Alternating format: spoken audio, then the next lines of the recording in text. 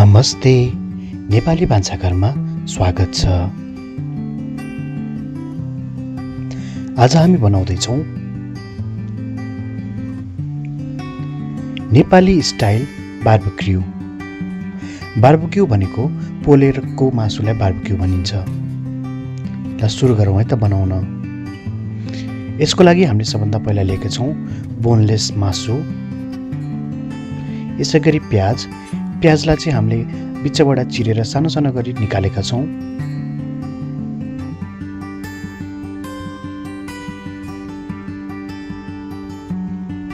त्यसैगरी क्याप्सिकम हरियो कलरको, यसलाई चाहिँ सानो सानो पिसमा काटेका छौँ।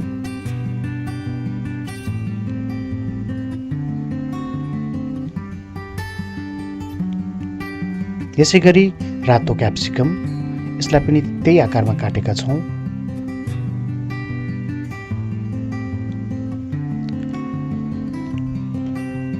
अब भने हामीले सबैलाई मिक्स गरेर एउटा फराकिलो भाँडोमा खनाउनु पर्दछ।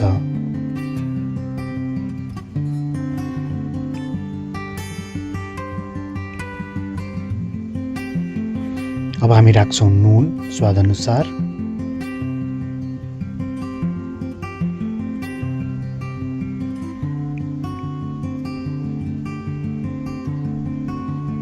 एक चम्चा जति रातो धुलो खुर्सानी,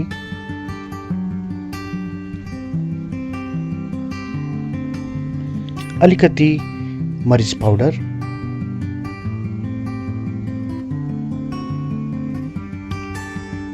एक डेढ चम्चा जति मिट मसाला,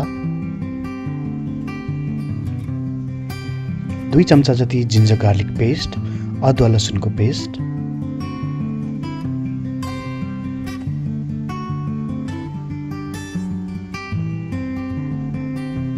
अलिकति कागतीको रस,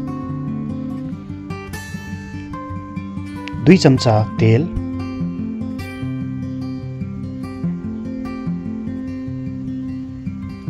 अनि सानो सानो खालको टमाटर अथवा गोलभेडा।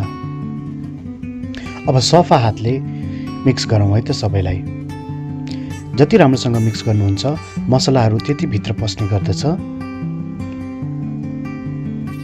राम्रोसँग मिक्स गर्नुहोला।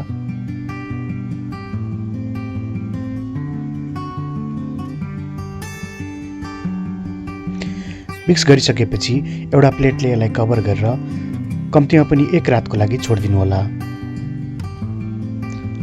अब अर्को दिन सुरु भयो है त। म्यारिनेट गरेको भोलिपल्ट हामीले एउटा सानो भाँडोमा आगो रेडी गर्नु पर्दछ।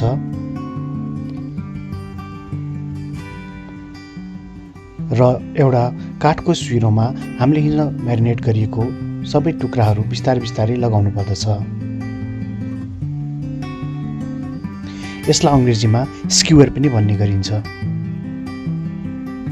यसरी बिस्तारै सबै मासु सबै पिसेसहरू आउने गरी लगाउनु होला।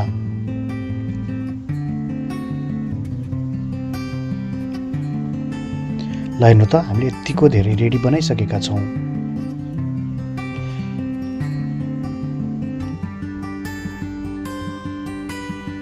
अब भने हामीले अघि बनाएको आगोमा बिस्तारै सबै राख्छौँ।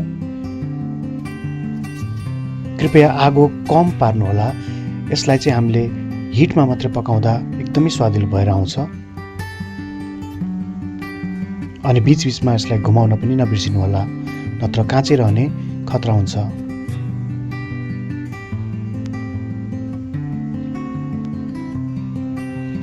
र 10 देखि 15 मिनटमा पकाइसकेपछि सर्भ गरेर साथीभाइ परिवारसँग इन्जोय गर्नुहोला।